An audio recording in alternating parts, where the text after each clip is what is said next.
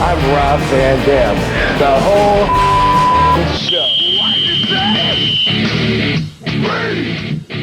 Hey, it's Dominic DeAngelo here of One of a Kind with RVD. RVD is not here right now, but we do have a special episode lined up for you this week. As a matter of fact, it's me and Fonzie. We actually previously recorded this about a week and a half ago, maybe almost 2 weeks ago now. Fonzie and I went live, and we talked about the infamous match that he had with Beulah McGillicuddy. And holy smokes, tell you what, not going to lie, first time I ever watched that match was earlier that day before I recorded with Fonzie. And I was flabbergasted, not just by the bloodbath that occurred, but by what they actually did in the ring. It was really impressive. So Fonzie and I actually watched this match live on the show. However, while we watch it live on the show, we can't actually show you the match because copyright issues. So therefore, what I'll do is you'll notice there'll be a still shot of the match over the screen when Fonzie and I are talking about it. However, I will be sure to share the link to that very match below in the YouTube description, and you can watch along. I will also share this in the podcast thing too, so if you do want to watch the match before you actually listen to the episode, you can do that too.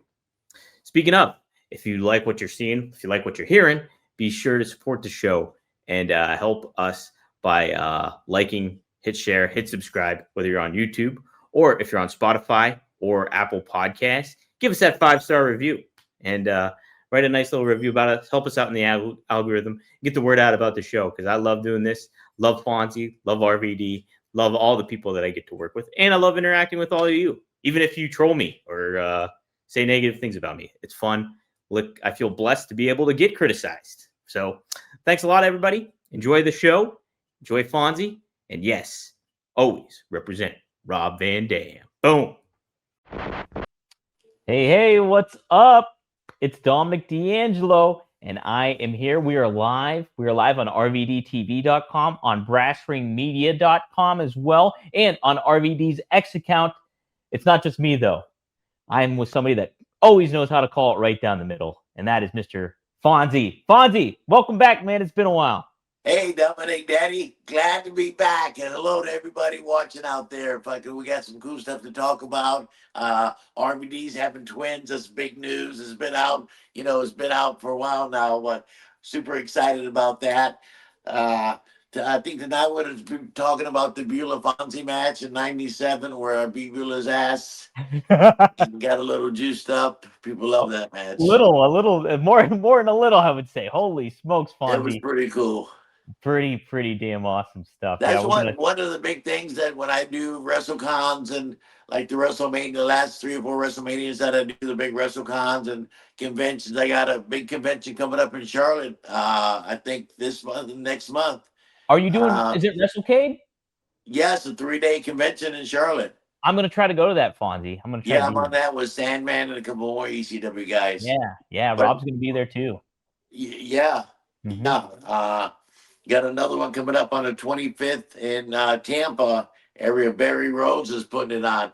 It's all kind of big names, and you had to be on a WrestleMania to be on this WrestleCon that's coming up. Oh, that's pretty cool. And I did WrestleMania 9. Yeah. Was that the only one you were a part of? Was WrestleMania 9? Okay. I came in right after WrestleMania 8, and I left before 10. Left before 10, with okay. the ECW, so I was on WrestleMania 9 with Giant Gonzalez and The Undertaker. Man. And that was one of their, they said that was one of their successful, people like WrestleMania 9 for some reason. I'm glad I was on that one. Right, yeah. Oh, man, that is a good one. And plus, it being in Vegas and all that stuff, a different kind of atmosphere. Right, pretty cool. Yeah. Caesar's Palace for sure. That's really awesome, man. Yeah, no, that's a good one. Let's say hi to. So we got some live folks in the chat here. We got Triple E, who's always a steady on my stuff that I do. Triple E. Hey, Daddy. Yeah, he's also known as NWA Mexican. He goes by too. I've seen NWA Mexican. NWA Mexican. Hell yeah, Daddy. When I started in the early '80s, like in May of 1980. I got to meet guys, I'm going to name some names, that were at the tail end of their careers that had already been wrestling 25, 30 years. and they were on their last couple of years. And I started, and I got to referee their matches, like a big name, Mexican name, Mil Mascaras, one of the Yeah. legendary Mil Mascaras, Bobo Brazil, and Ernie Ladd, and all these kind of guys. Pretty cool stuff. So that's a whole new other podcast we're gonna do one day. But Right. I got the Mexican, speaking of Mexican, Mil Mascaras. Mil I never Mascara. seen him with his mask off. I worked with him for about 3 years. He'd come in like the world champion. The territories, the world champ Harley Race would come in and work the 7 days and go to the other territory. Or Moolah would come in for the week. Andre the Giant would come in for the week, would get a big name to come in for the week and work with. And Mil Mascaras was one of them. And he showered with his mask on. Never seen him with his mask off. He showered Pretty with his cool. mask on. Yeah, yeah, yeah. I've never seen him with his mask off. That's fantastic. That's Yeah, awesome. pretty cool. Yeah. Oh man. So I was backstage at MLW. This was like 4 or 5 years ago, and that's when they had LA Park La Parka back there. Okay. And first time he went in there too. He had like a ski mask on and kind of hit himself. But then later on, I ended up actually seeing him with his mask off. But the first time I ran into him, he didn't have. I was like, oh, that's pretty cool that they keep up with that. Right. Yeah, pretty darn sweet.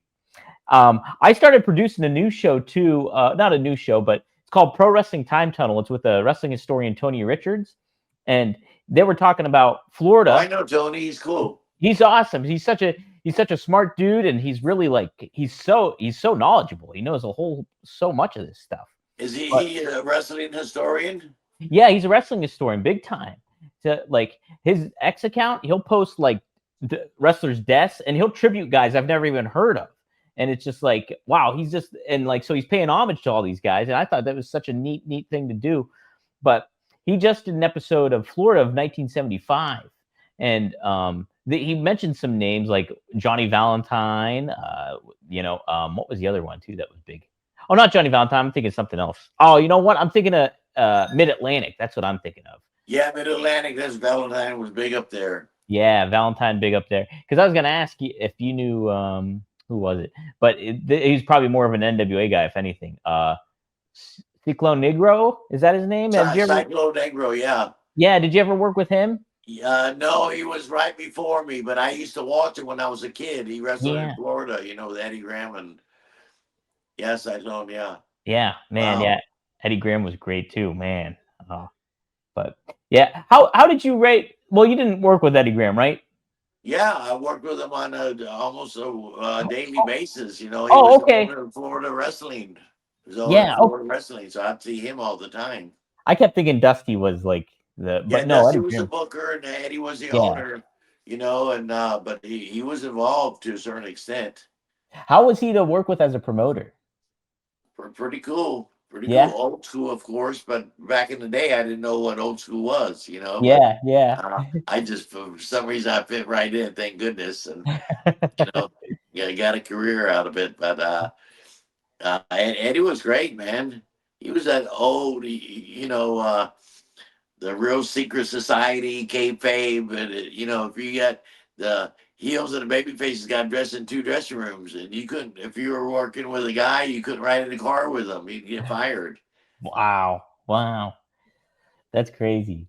What was it for referees? Did he give you a certain rule? Could you not associate with heels, or could you? What about you guys? I was neutral. I could ride with anybody, but I used to ride with Kevin Sullivan. Usually all the bad guys, Angelo Mosca and Jake the Snake, and yeah.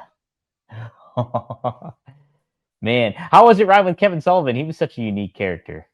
Yeah, he was unique. Loved the business, and what a run he had here as the Devil against Dusty. You know what I mean? It was pretty cool, and had all kind of brought King Curtis in to do some stuff. Mark Lewin, Bob Roop. Luna was in the clique. Yeah. It was pretty cool stuff back then, man. Oh man, ahead of its time, and it drew big money. Drew big money. Kevin was great, super smart, from Boston area. We got along real good. Until he just recently passed away last year, or within a year. So yeah, he was awesome. I sat in with him. When was it? It was I think he was on an episode with Kevin Nash, and I was sitting in on the back. and like he was Okay. talking, and he was so like just his knowledge for the business is just on another level how great he is, and like what he thought about and how he handled stuff. Man, he was ahead of his time too, like very Yeah. much ahead of his time. Yeah. Yeah, man, yeah, he was great. Um, cool. Well, I did want to ask you too before we talk about the Beulah match. Did you see the Sabu documentary yet? No, no, I Oh, haven't. I'm looking forward to seeing it. How is it? it's awesome. It's really good. It's like how it's shot and everything is one thing, but then like it's not a lot of like sit down interviews. It's just Joe Clark following Sabu around and like him getting ready for his last match and stuff like that. So it's like it definitely shows you a day and days of the life of Sabu at that moment in time, and it's really really well done. I got emotional near in the end for sure watching it. I saw some small clips. They were promoting the uh, the documentary, and I saw a promotion. It was pretty cool. Can't wait Yeah, to see it. I can probably watch it tonight. Can I go on? yeah. If you go to Kinema, so Yeah. K cinema with a K, kinema.com, and then you find the Sabu one. I will send you the link, Fonzie, actually after this, Okay. so you can watch. Now, Yeah. yeah, Send it after. It's about an hour and yeah. something. Oh yeah, it's like an hour, 20 minutes or something like that. But Perfect. and Fonzie, they have a great shot of you coming out for Sabu's last match. I meant to send you the picture because you're coming out, and then in the background you can see me and my brothers on the balcony Oh no, watching shit. you. Uh-huh. I have to Great. I gotta send you that picture. I'll send you that picture. But Yeah. What a great show. Sabu's last match, man. I tell you what, and I was telling this with Rob and Katie, I was like, that was the match of the weekend. Like out of WrestleMania, out of anything like that. That was my favorite match. How well Sabu did, and obviously it was a brutal match, but like just the atmosphere and everything like that really culminated into something really, really special that I don't think WrestleMania could have replicated, you know? And No, I thought it was well done. It was the build up Sabu's last match, and Mhm. and it was literally his last match. Yeah, yeah. God bless him. Damn it. It was pretty cool. It was pretty cool, and it was a couple thousand people there. Yeah, yeah. I said too. It felt like I know I've never been there before, but it felt like the Hammerstein Ballroom atmosphere. Yeah, kind of had that vibe, didn't it? Yeah, And yes, people were that's with how it. People were the whole show, but the Sabu thing was the coolest thing of the the night, Sabu no was the doubt. And yeah. probably the weekend, like you said, yeah, it was pretty damn cool, man. I thought yeah, absolutely. It was the highlight of my weekend for sure, no doubt about it. Mine Uh, too. Yeah, heck yeah, I'm glad to be a part of that. absolutely. He called me the next weekend. So we did that on a Friday or Saturday night in Vegas. Then the next weekend they had a WrestleCon in Philadelphia at the ECW Arena, and Sabu was on it with Sandman and a couple other people. Uh, I was in Cleveland, I think, or wherever. Anyway, Sabu called me after the WrestleCon and said, "Hey Fonzie, I want to do one more retirement match, but I want to do it in Tokyo because he's got ties in Tokyo. He's a big star in Japan." And I said, Yeah, "Okay, great, Daddy." And then a few days later, Van Dam will touch base with me and said we lost Sabu, and I said, "Fuck," and I couldn't believe it. yeah, yeah. Oh man, I know it's and even that like when you watch a documentary too, it's just like there's a lot of he foreshadowed a lot of that, like almost talking about death and how he feels and Yeah, everything like that. It's a lot of he kind of like foreshadowed it in a lot of ways, but yeah, I think you'll like it a lot, Fonzie. It's definitely it tugs at the heartstrings for sure, and but it is cool to see like the bond that him and RVD had with one another, and that gets highlighted. But it's also like just to see how respected he was after the fact too is really really nice. So yeah, it's definitely good. I think you'll like it. It's yeah, I really enjoyed being around Sabu in ECW from '95, and they put us together. We clicked right away because my one of my first professional matches I mhm. refereed was his uncle, who Yeah. broke with him and Rob into business. The Sheik, Eddie Farhat.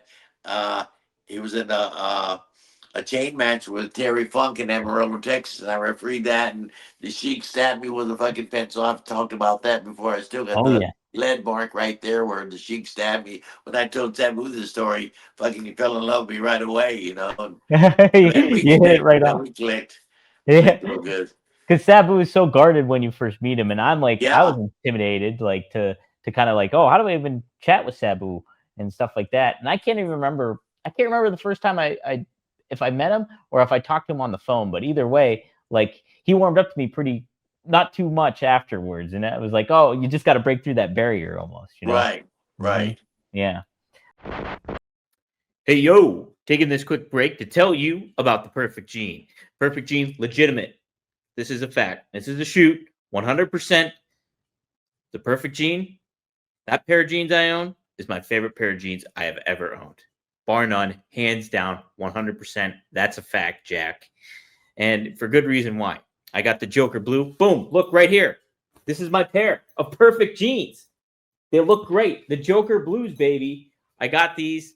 28, 30 is my size, if you were curious. But I'm not going to tell you, too, if I have pants on or not right now. But this is my favorite pair of pants I own, favorite pair of jeans I've ever owned, 100%. You got to get the perfect jean. The fit is comfortable. The look is great. And I feel confident anytime I go. If I have an audition, if I have to go somewhere pretty nice on a date, whatever it may be, I wear this pair of jeans because it looks good and it makes you feel good. So you can feel good as well and save 15% with us at One of a Kind with RVD. And it's real simple. For a limited time, our listeners get 15% off their first order plus free shipping at theperfectgene.nyc, or hey, just Google The Perfect Gene and use code RVD15 for 15% off. That's 15% off for new customers at theperfectgene.nyc with promo code RVD15. After you purchase, they'll ask you where you heard about them. Please support our show and tell them that we sent you. F your khakis and you get the perfect gene. No doubt about it. Cool. Well, so we got back today, and I talked to Fonzie on the phone earlier this week, and I was like, we'll talk about one of your matches with the match with Beulah that went down. I And think it's holy, 1997, as good as it gets or whatever. I got the tapes and all kinds of stuff. I got some cool pictures we can talk about. yeah, If you ask Paul Heyman, it's probably one of his top three favorite matches, you know, and he's been around a lot of wrestling, and he one of his top three in ECW for sure. But I think it's more than that. Paul, he loved the match. man. Well, it's understandable why too, because it's neat how it all got set up, and because like when I tuned in today, it's like it's RVD versus Tommy Dreamer in the ring, starting things off. Yeah, it was supposed to be a tag match. Me and Yeah, RVD against Beulah and Tommy. And the deal was they got hurt before the match started. And or Tommy got hurt, could wrestle. And Van Dam said, oh, fuck it. So it just, and Joey Styles says, Beulah and Fonzie? You know, and then the fucking shit was on. And it was pretty cool. because And yeah, Joey Styles kept referring it to as a mixed tag match, and I was like, it's just it's Rob and Tommy wrestling, and so but after Tommy gets taken out by Sabu, you and RVD, and then he gets like stretchered out, and then so it's Beulah that has to come in, and so she comes in, and man, that's when the whole it becomes a powder keg, and wow, Fonzie, so you get this took place on September 20th, 1997. I'm going to try to pull up where all the details on it here. Beulah and Fonzie. Let's see here. Cagematch.net. Thank you. Yep, you're right too. ECW as good as it gets. September 20th, 1997. And this was, I'm taking a look here. This happened to be, oh yeah, like one of the final matches of the night. Was Beulah and Fonzie. You guys went 7 minutes, it says. right, So, so I got busted open like the first 35 seconds or something. And so I bled like we'll talk about it. It was pretty cool. And who knew that we could pull that off? Two non-wrestlers, and we didn't. I'm not a wrestler, but I've been around the business 25 years at that point. By 97, I started 1980. It was crazy that what we pulled off. how much preparation did you have? Because you did do some moves in that, and We talked a little bit before the match, me, Van Dam, and we talked with the whole crew and set something up, and we couldn't do much. I can't do a sunset flip or a crossbody, but we did a few cool things, and it just worked out. I thought we would do things that we both could do, and more like a street fight. There's a little scene in where she chops me, and I reverse it, put her in the turnbuckle, put out a strap, and chop this. Give her the big stiff Ric Flair chop, and it was pretty cool. I wish we could watch the match. You can't put the match up, and well, I can pull it up. You know what? You know what I'll do, Fonzie? I'll attempt it because I mean, what the most they might do is like flag us, but I don't think we'll get a strike or anything. And let me see here though. I mean, I'm sure the people watching the show tonight, all the cool fucking people watching this, or the Fonzie Dominic show, will pull this up if they haven't seen it. I'm sure they've seen it. The guys that are watching us tonight are wrestling people. Absolutely, they love the business as much as we do, right, yeah. Daddy? 100%, 100%. All right, so what I'm gonna try to do here, Fonzie, let's see if I can pull it up. I've got to make sure I get to our screen here. Bear with me. Yeah, let the whole thing run. And Joey Styles commentates fucking great. Joey's great, wasn't he? The one-man crew. I'm so fascinated by Joey Styles. I think he's so unique because he does it all by himself, and it's just he makes it entertaining. He doesn't riff off of anybody. It's like Vin Scully with the Dodgers. Right. Neat. Right. I wish he would have signed. I mean, they use him in WWE or whatever, but I wish he would have got along and signed and made made $1 million a year. And been. He would have been great. He would have been awesome. He was great. He was like the Gordon Solie, the modern Gordon Solie of the Extreme. Yeah, absolutely right. Because Gordon caught everything by himself. Mostly. Gordon Solie watched a lot of old Florida wrestling. Oh man, yeah, Gordon Solie. He's another one that's so awesome too. Yeah, I got to work with him. Man, all right. Well, let's see if I can pull this up.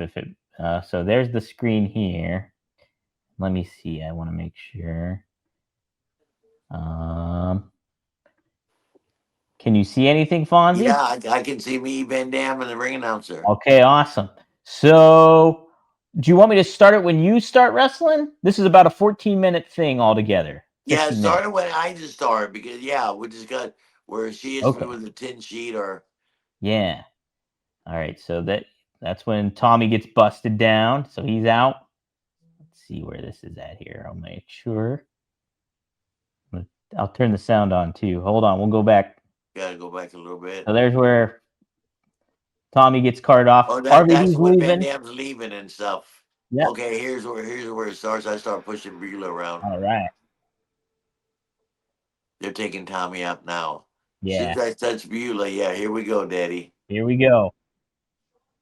Pretty cool. Yeah, I'm trying to get back to our screen.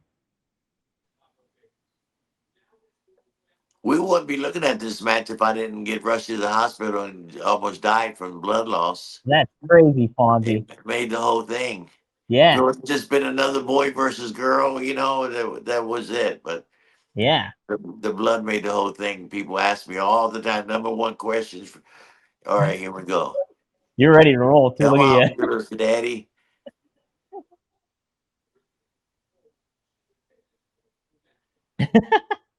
She never wrestled a day in her life. No? She was an exotic film star. Let me ask you this before we go on, Fonzie. Was she nervous? Yeah. She was nervous, yeah. Mm-hmm. I wasn't, but I should have been, but I was. I felt pretty comfortable. Yeah. Felt pretty comfortable. She just wanted to do really good, because the ECW was already on fire and we just couldn't have a shitty one-on-one, we had to do something. Now, how long ago before you guys did this, how long ago was this planned for? Like that you guys were going to go? Just a week or two. Yeah, that was it. It was just, okay. All right. Wow. So that's pretty cool. I think not that long, but Yeah. Yeah. Because what a unique thing to kind of put you in with her. So here we go. Do we get sound? Oh yeah, can you hear it? No. Okay, here, let me. How about now? Can you hear it now? Nope. Hmm. The sound might not be transferring through, unfortunately. I have it on my computer here, but you can't hear it all, Fonzie? No, we're getting no sound. And that Joey Styles makes it. I know. Let me see if I can figure out a way to do this. This is just I hold on, let want me see this. to anybody that's watching our podcast tonight, or are you guys getting any sound? Probably Let us know. if you're not, yeah, let us know. If you're not hearing it, they're probably not hearing it. Hold on. Okay. Let me see though. If I can make sure there is sound. No, that's edit name, stop screen. See, if I could download the video and then play it, I'd be able to do it that way, but I don't think I can download the video from Reddit. This is off of Reddit. So shoot. I could just play it, but then we just don't have any sound, Fonzie. That's the only thing. Yeah, Joey makes the whole thing. Maybe we're Yeah. Let me see if there's another way I can maybe do it. So how did Paulie just pitch this to you then, you guys? Does that yeah, help? Mm-hmm. yeah.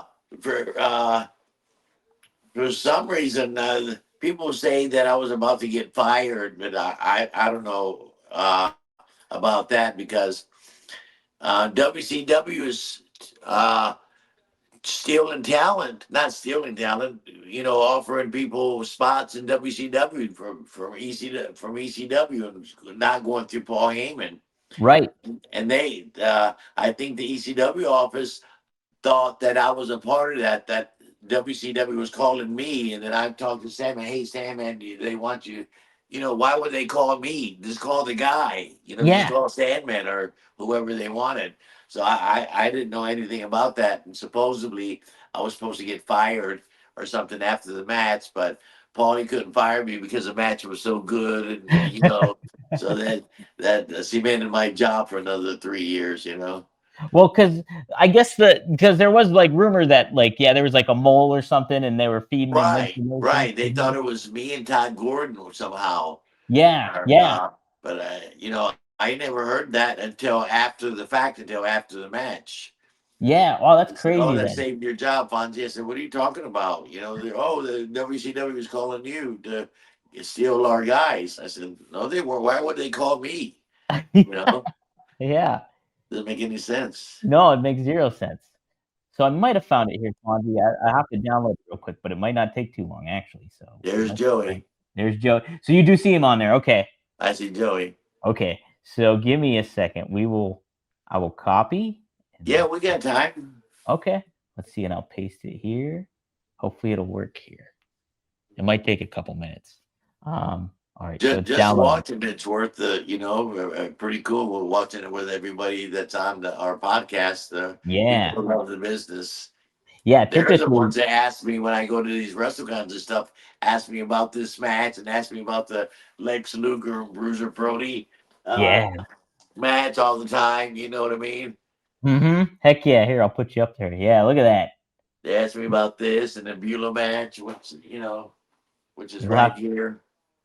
Yeah, there we go. Yeah, the Beulah match too. That's a great shot. Oh, look at all the blood. Holy smokes. All right. So I think it downloaded. Okay. And then I think I just have to present it here. Video file. Desktop. I didn't think it was available on here, but I found it.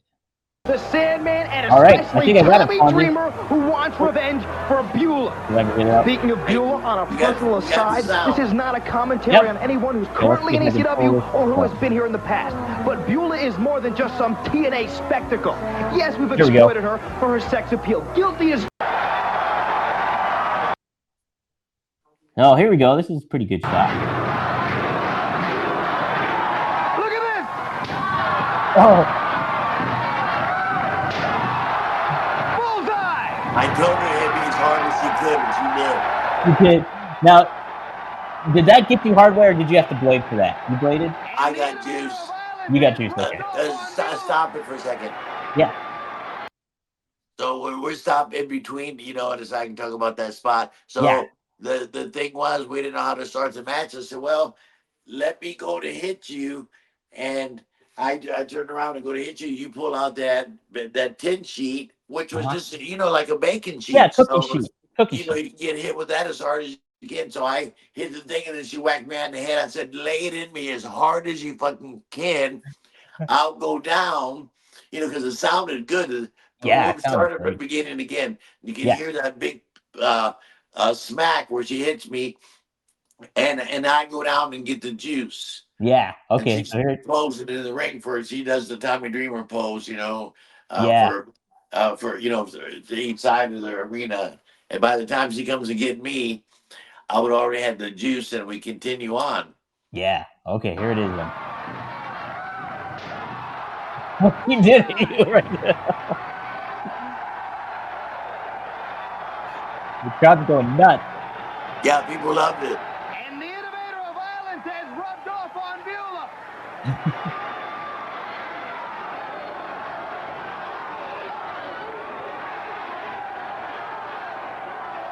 My gosh. Alfonso has busted open. She caught him good.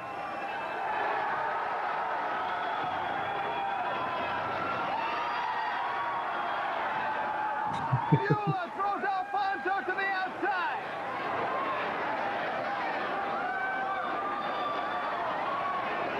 You're a bloody mess, Fonzie. It's the steal. Once I go up and over, that'll touch the rail. Yeah. Pretty cool. I'm around Sabu and stuff, so I got to do stuff like that. Yeah, I you did can't it. be That was a good pussy. job. I got to do something, Yeah, right? How concerned at this point where you're like, oh man, I'm bleeding a lot? When did it kind of dawn on you? Not yet, Not yet. because it just started bleeding. I got concerned about 3 or 4 minutes in because it wouldn't stop and it kept getting worse. Yeah. And Mhm. I took 4 aspirin before the match, an hour before the match to thin my blood out or whatever the fuck I did, crazy shit. Yeah. Yeah, I didn't get concerned but it wouldn't stop. But Yeah. Oh, it kept going. yeah. He's a bloody mess.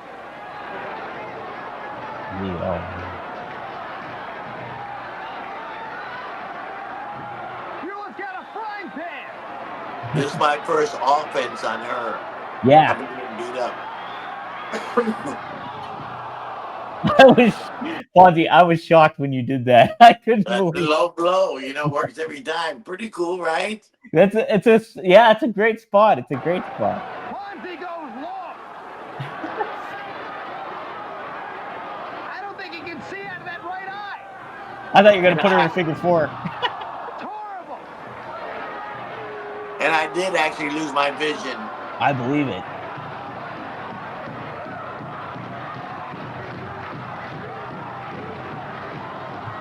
They're going nuts, Fonzie.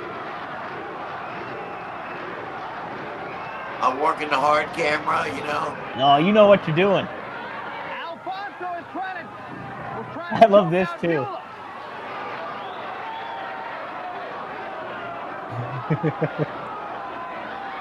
He's choking her with that whistle I'm strap. going to ask him right now, what's next?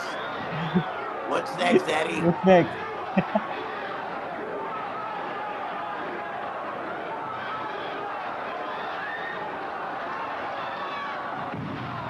It slammed Beulah.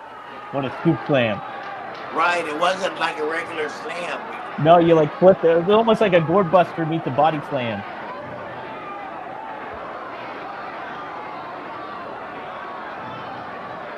Beulah blocks the suplex. Blocks it twice. DDT. Nice job. Traverse hook delays it, baby. 2 count. Beulah's a bloody mess, too. He is.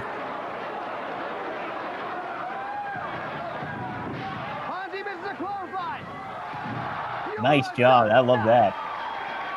Well, that's it, Daddy. That's it. Watching the most extreme mixed tag team matchup in the history of professional wrestling. Joey made the match with his commentary. Yeah, he's doing a great job of putting it over. Van Dam has left and Dreamer is injured at ringside. I can't even see at this point. Yeah. I don't know how you could. Oh, The exchange chops in the corner. Your shirt is soaked in blood too.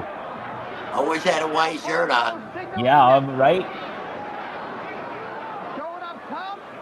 Can barely stand from the loss of blood. My goodness.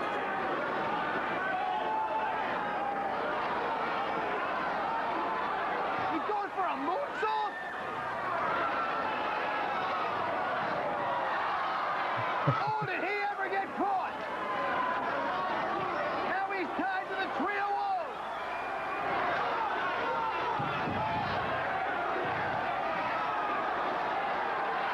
This is a nice job too right here. Tommy Dreamer.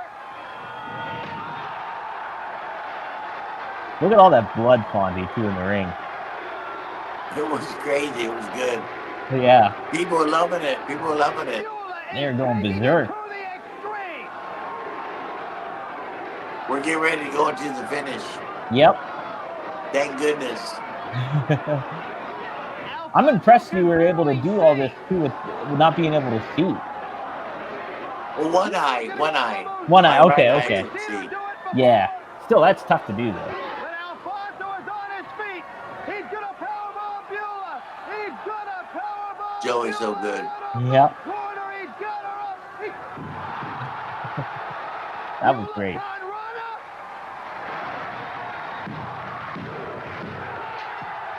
Your winners, the team of Tommy I don't get backstage for another couple minutes.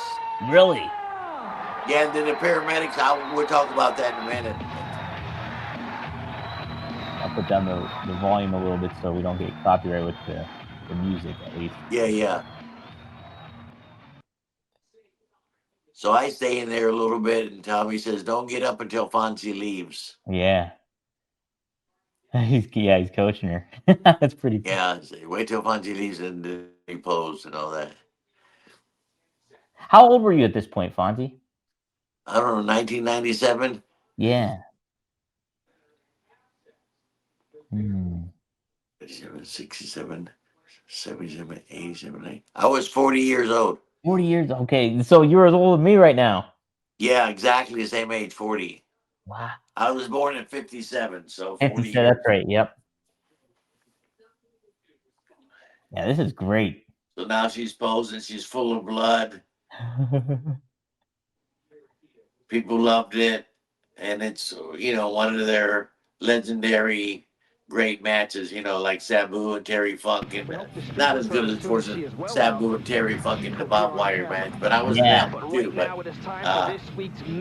But what a spectacle it was, though, Yes, yeah. And we're talking about it 30-something years later. Or Yeah. 28 years later is crazy.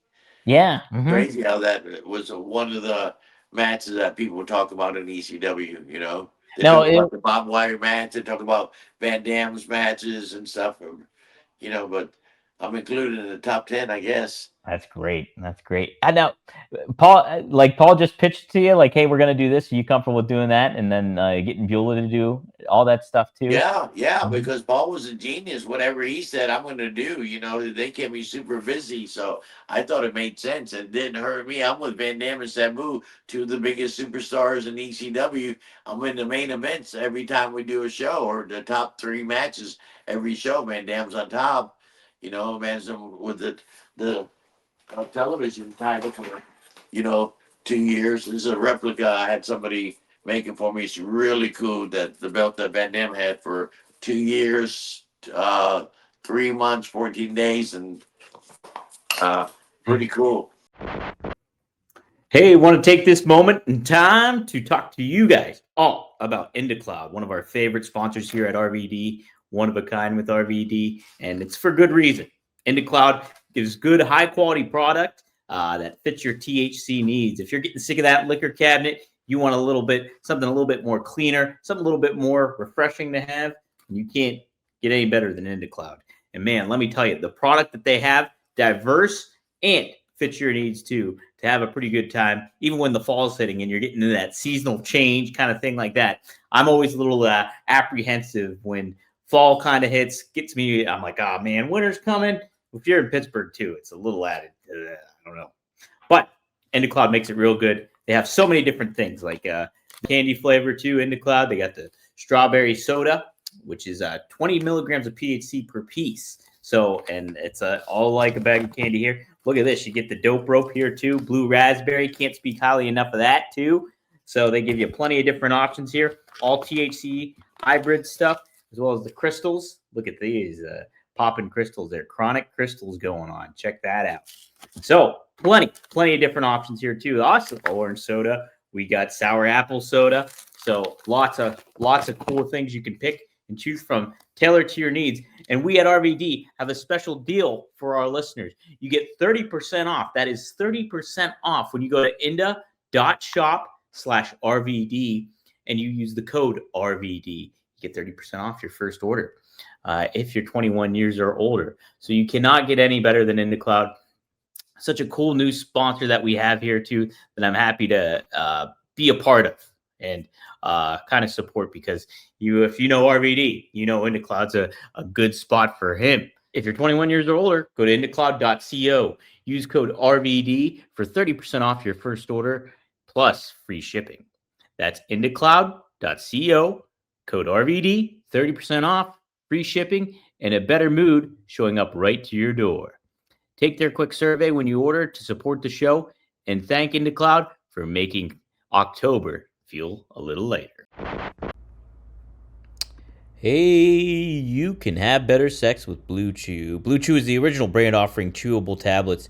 These erection-enhancing tablets help men achieve stronger, harder, and longer-lasting erections for sexual activities.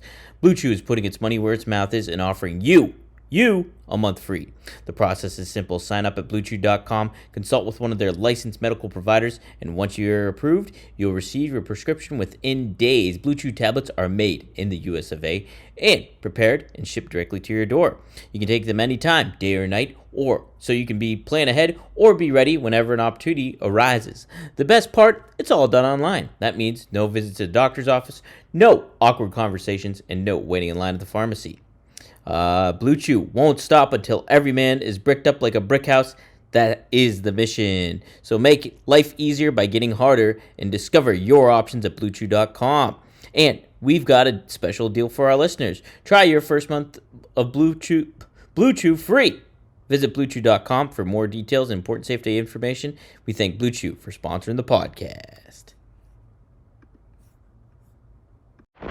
Well, let me ask you this real quick, Rob. Fonzie and I covered him versus Beulah, that match that he had way back when.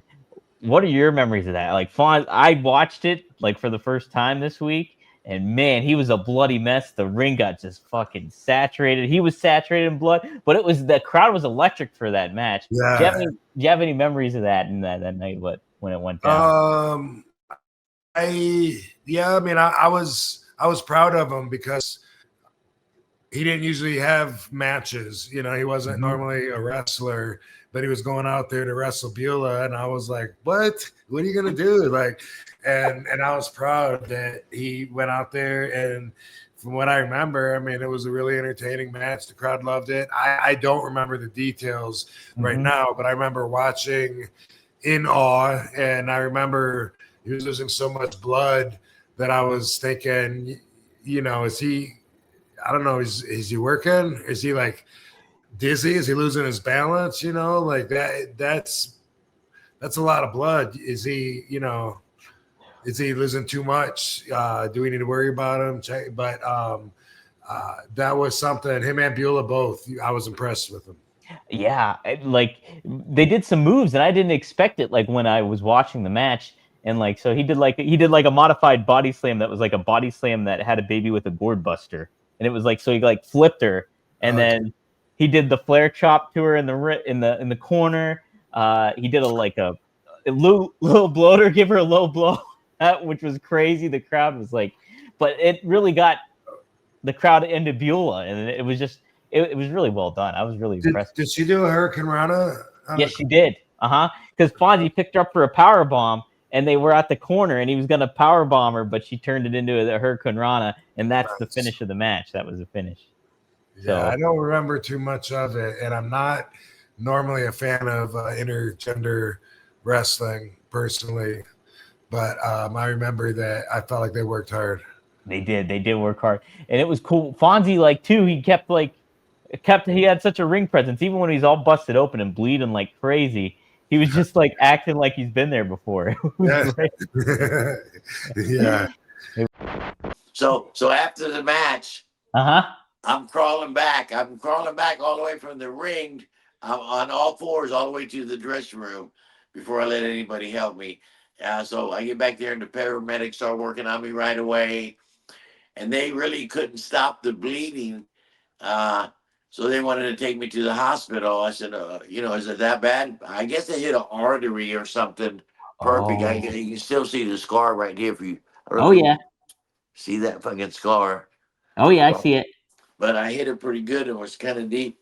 So they couldn't stop it. So they got some type of code, in Pennsylvania, the state athletic commission had they wanted a paramedic and a doctor there at every fucking show, which was pretty cool for us in case we get hurt.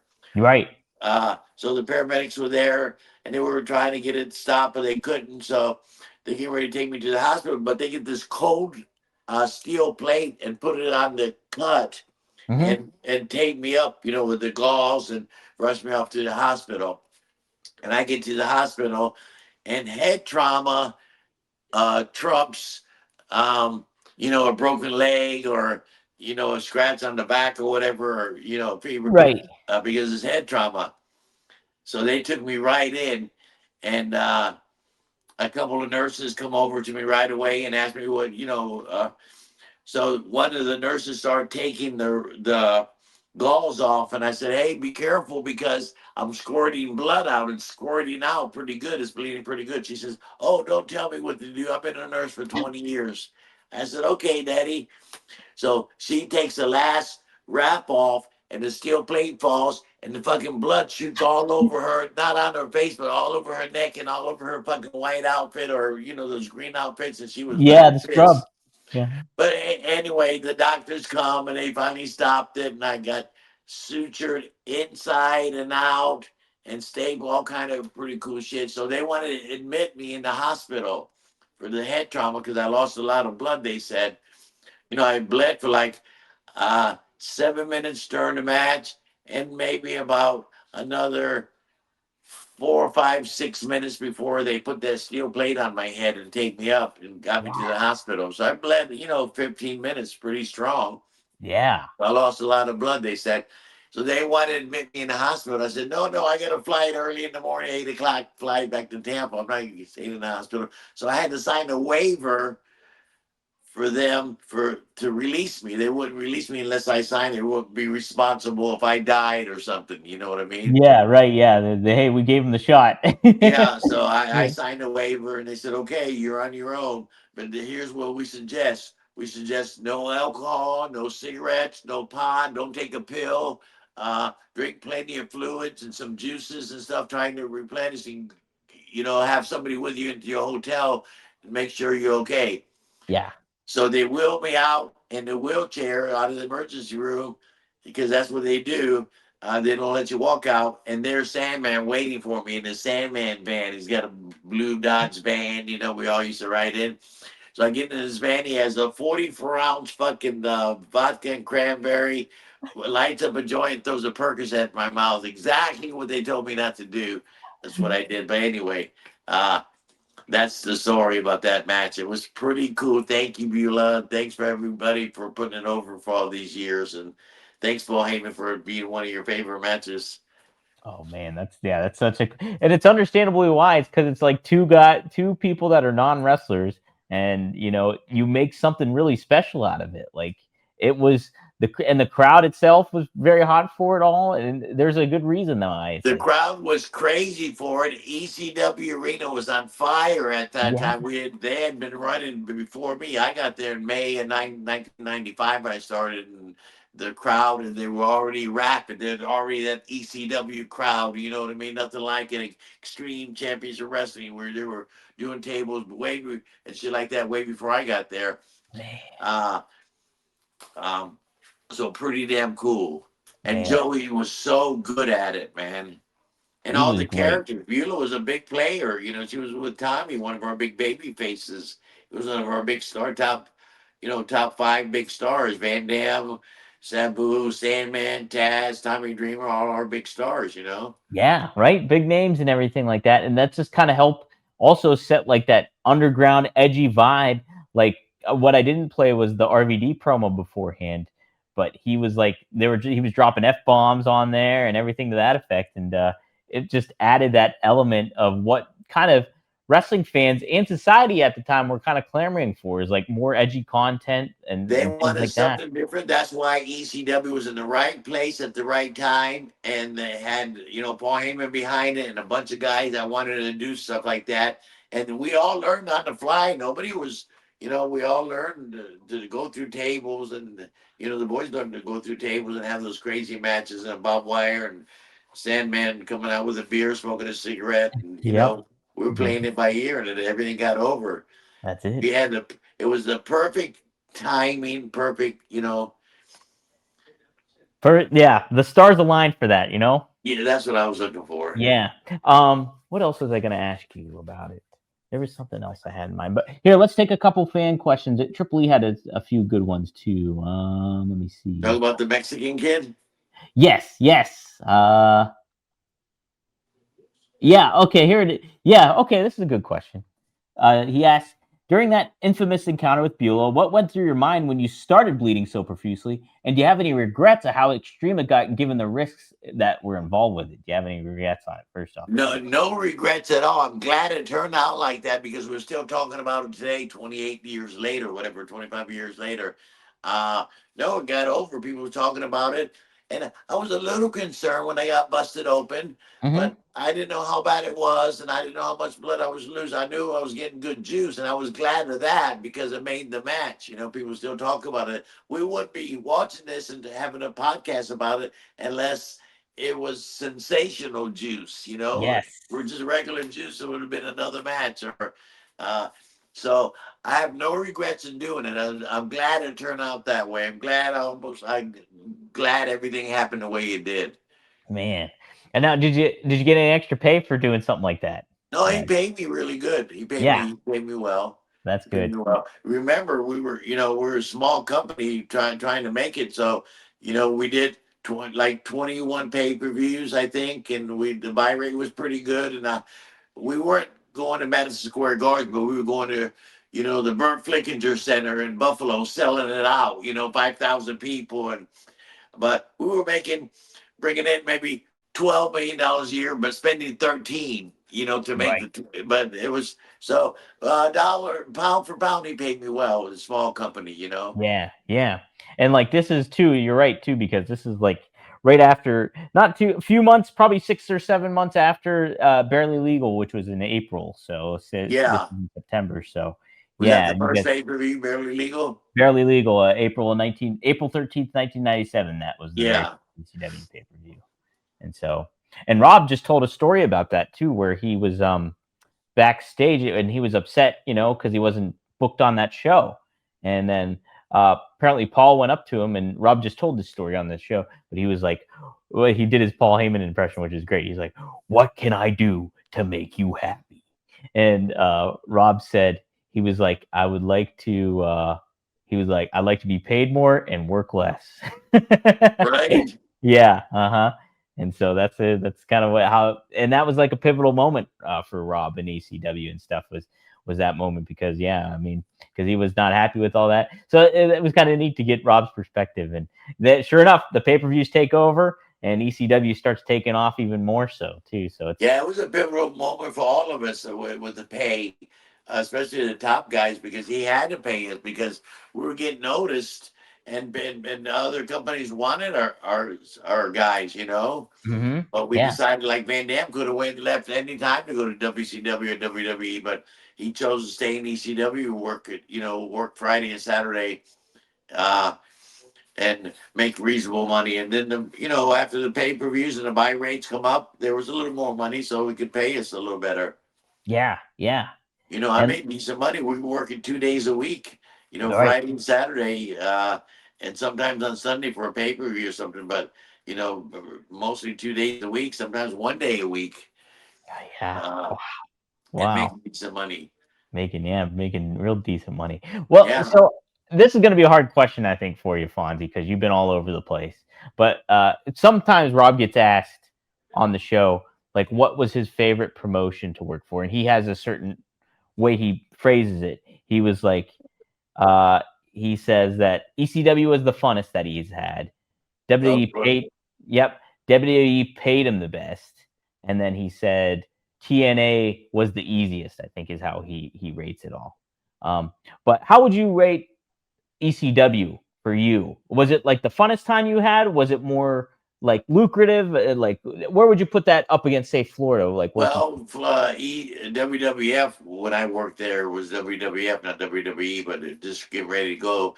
They were the highest paying. I mean, uh, six figures, good six figures there.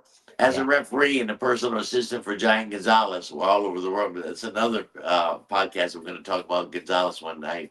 Yeah. Uh, uh, I had a great time in ECW, and I got to spread my wings a little bit. I was a referee for 20 something years before I went there, and then to get the Paul Heyman was called me. I met Paul Heyman in the early 80s. I got a picture of Paul right here,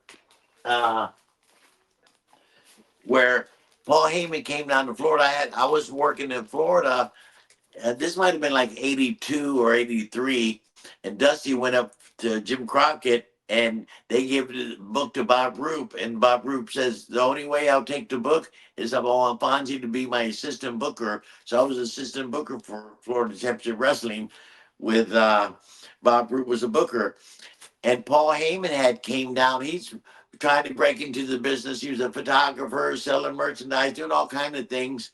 And he came down with a guy named Tombstone, who was from like Baltimore, and he was riding around with Tombstone, and then Tombstone was getting ready to leave the territory, and Paul Heyman came up to me and says, "Hey Fonzie, Tombstone's leaving the last couple of weeks. Would you guys let me be his manager? Go out to the ring with him and be like a Yeah. manager. I'm trying to break into business, and I need the experience and stuff." And he had a pair of Levi's with a hose in them and no pair of Converse and a T-shirt. I said, "Well, you can't go out like that, Daddy." I didn't know his family had money. I said, "Hey, can you have access to some nice clothes?" And went out and bought a fucking beautiful suit. And so we let him go to the ring the last couple of weeks of Tombstone's run in Florida. And Tombstone, the guy named, his name was Mark, but his name was Tombstone. He was working with Scott Hall, and Scott Hall would press slam Paul Heyman at the end of the match and press slam him and slam him pretty cool. And here's the picture of me refereeing, and there's Paul Heyman. He just got Yeah. press slammed by Scott Hall. Wow. Look how young he is too. Paul Heyman looks like a Right, right. We yeah. were both young. This has been 82, 83 or something like that. So Wow. I was nice to Paul, and he never forgot it. And then and then as time goes by, I stay in Florida for 10 years and go to he went to AWA and became a big star. Look who he managed and stuff, WCW and all that. Yeah. Became a big star, and we have seen each other since then. So anyway, I get a phone call. I just left WWF. It Hmm. was like 1994 or something, or late 94. I just left WWF before WrestleMania 10. And it's Paul Heyman. And I haven't talked to Paul in years, really. So he got my number somehow and called me up. He said, "Hey, Paul," Fonzie's Paul Heyman. Said, "Hey, Paul, what's going on?" So we talked for a few minutes. He said, "Look, I got this company in Philadelphia. It's called ECW." I said, "What the fuck's an ECW?" Because I've never worked for a small promotion. I've worked for, WCW, WWF, and Florida Championship Wrestling, the Mid Atlantic with Jim Crockett. So he said, "Oh, with this startup company, we're doing really good and kind of extreme. I got this idea since you just left WWF. Vince wants the doctor, his wife, and the two kids at ringside. And the clientele for ECW was like 94% male from the age of 18 to 31. You know what I mean? Hardcore, Right. they want Yeah. the violence and shit." So Paul Heyman's idea was to bring me in for 4 weeks and a guy named 911 was there, one of the big stars. He was choke slamming everybody. Yeah. Bring Fonzie in for 4 weeks as a conservative WWF official to try to stop the violence in ECW. No more chairs, no blood, no guts, and family entertainment. And the people hated me because one thing I tried to stop was the Taipei death match where they dip their hands in glass Oh and yeah. so anyway, I'm trying to be anti-violent, and the people hated me. So I got such big heat with the people, Paul Heyman. I was supposed to come in for 4 weeks, get choke slammed by 911, and I was out. Just, Yeah. you know, just a short program.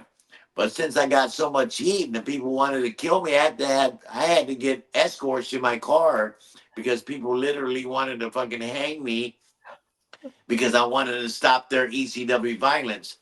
So Paul Heyman said, Fonzie, we're going to keep you. We're going to put you with Taz as his manager. So I switched with Taz. We did some big angle where they put me with Taz, and I was with Taz for, I guess, maybe about a year or something. And Taz really got over, but he didn't need me that much because he could do promos and that. And so Paul Heyman thought it'd be a good idea for um, me to go with Sabu and Yeah. and Van Dam because Sabu didn't talk, and then we had that good mix between RVD, Fonzie, and Sabu. Was pretty cool. The whole fucking show, Yeah. it was pretty cool. So why I got called up to ECW because I was nice to Paul Heyman. Paul Heyman remember me. If I was a dick to Paul Heyman, what if he came up to me in Florida in the early '80s and said, "Hey, Fonzie, you think I can go out and manage Tombstone? His last couple of weeks in the territory." If I was good, no fucking, beat it like Get the shit, but fuck I out of treated here. it real good. So I got Yeah. that phone call. So Yeah. thanks, Paul Heyman. Man, that's great. That is cool too. And like you got his first time as a manager, basically, like doing all Yeah, that stuff, yeah, you know? yeah. Mm-hmm. How Yeah, about that? that's a great picture. This is out of a magazine, I think, too. Man, that's I think awesome. this is out of a magazine. That's fantastic. I'll have to get you to sign a picture like that picture for me because I love Scott Hall's my all-time favorite. So it's so neat that you guys Yeah, that's a guy. I got you one, Daddy. I'll bring it up next oh time we see oh each hell other. yeah, hell yeah. Remind me. Oh yeah. Uh, yeah, Scott Hall press stabbed him, so that was a finish. Mm-hmm. Uh, Scott Hall beat because Tombstone was leaving. Scott Hall pinned Tombstone 1, 2, 3, and Paulie comes in and hits Scott Hall from the back, and Scott turns around and picks him up, does a big press slam, gets a big pop, and you know. That's fantastic, man.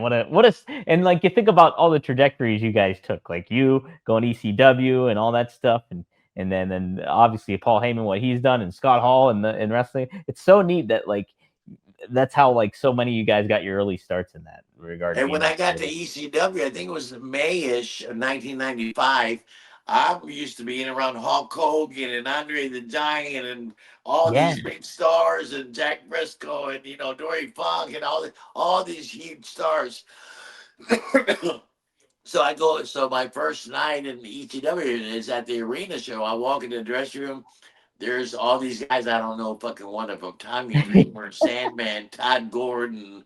Fucking, who are all these fucking guys? You know what I mean? Don't know one of them, but yeah. yeah, But I got to know them real quick, and everybody was so cool. And the rest is history. I was there till they closed. They did 21 pay-per-views, and I did 20 of them. that's awesome, man. That's It crazy. had a great run with RVD and Sabu.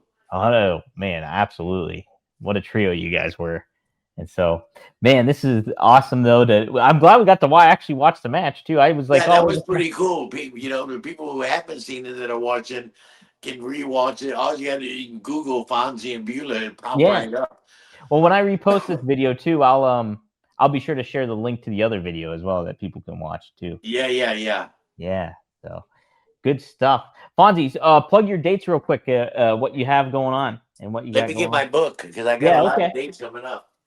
Guys, all you listeners, if you're watching here, whether you're on rvdtv.com or brassringmedia.com, be sure to like, share, subscribe, and get the word out about this channel and stuff. I want to do more with everything when it comes to all this.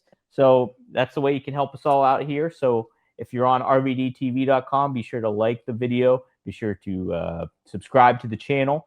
And same goes for brassringmedia.com. Help us get the word out. More stuff to come. Hopefully, we're going to bring some merch back. I was just talking to Fonzie about doing some merch stuff. So keep your eyes peeled for that, too, down the pipeline. And I know Fonzie said he's going to be in North Carolina. That'll be for WrestleCade. I know that is. I think that's late November, like November 27th, 28th, and 29th, or the 28th, 29th, and 30th. Yes. I know it's Friday, Saturday, and Sunday. I know it's at Thanksgiving weekend. Yeah. Yeah, which always takes place for WrestleCade's a blast. If you have never been there, I highly recommend that is the convention you go to because there's so many talents there.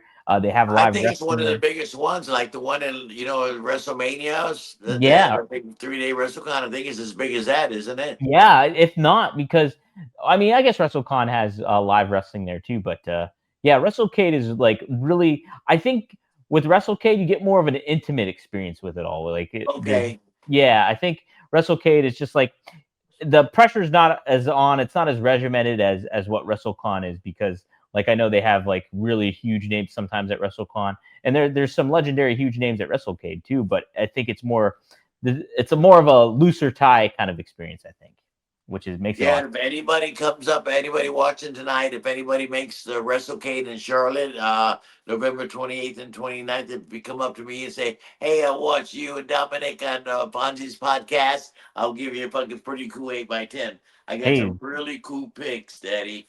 He does. He definitely does. Fonzie, I can say from firsthand experience, Fonzie knows how to present himself during these things, and you got the whole cool setup going on when you do these. Oh, we have a great setup. Usually I'm with Ruda Entertainment, and they have some of the nicest belts. They make some of the nicest belts in the country, and I'll have all kind of belts there with me, and a lot of cool ECW jackets and stuff, which people love, by the way. And some action figures and all kind of cool stuff. You know? Do, yeah. If Fonzie come up to me and get 8x10, not me. If you get mentioned our podcast, Dominic and Fonzie. Yeah, mention the podcast, and heck yeah, Fonzie's a good dude. He does great stuff all the time for fans and for his colleagues too. That's why he's so loved in this business, and that's why he's a Hall of Famer too. Cauliflower All Club honor. Yeah, I sure am, and a couple other little smaller companies. Maybe one day Vince will call me up and say, "Hey, Fonzie, you've been around a long time, but who knows?" Right. Yeah, heck yeah, you never know, right? That'd be great. I'd like it. Oh yeah, I think you deserve it. Right. No doubt about it. All right, cool. Well, we'll have to pick this up. We'll do it sooner than we have done it last time. We'll try to maybe plan for a couple weeks or something. We can okay, absolutely, because we had a lot to talk about. The next time we talk, I want to tell you where I got this belt. It's the NWA championship belt. Harley Race gave me that belt, and here I am holding it over Ric Flair. And it's Harley Race. Of course, I work with Harley Race, and there's the belt right there. Right there. Heck yeah, great. Pretty cool stuff. And so we got a lot of stuff to talk about. All we got to do is pull one picture off the damn one of my walls, and we can, make a whole damn segment out of it. It's pretty cool. Cover all that ground, right? Heck Hell yeah, buddy. Well, thanks, Dominic. Thanks for everybody for tuning in. I really appreciate you guys, and hopefully I see you guys soon. Yes. Keep your eyes peeled. We'll be sure to make an announcement ahead of time too, and we'll get the word out, and everybody can tune in and interact with all of us. So thank you all for tuning in, and thank you, Fonzie. We'll see you next time here on Right Down the Middle with Bill Fonzie Alfonso. Heck yeah. My wife hates that when I do